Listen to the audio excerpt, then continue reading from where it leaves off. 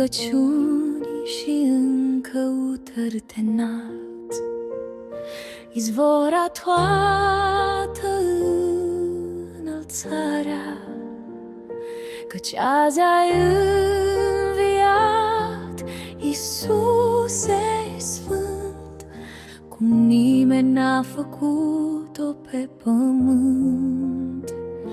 Te caut și te cânt, chiar și când plâng, și n-am adus o rodă, Tată blând, decât păcate și dureri și vise reci.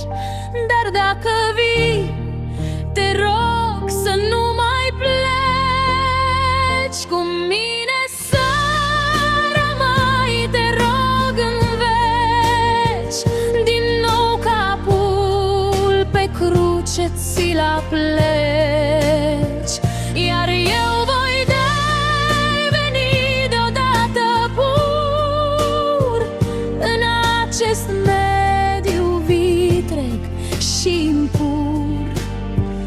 Un loc în rai să-l am, chiar de o să-l fur.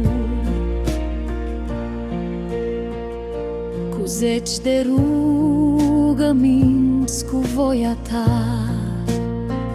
și norii grijii mele vor pleca, departe de iubirea ta de om deplin și Dumnezeu puternic și sublim. Iar eu tot mai smerit și mai supus la sfânt picior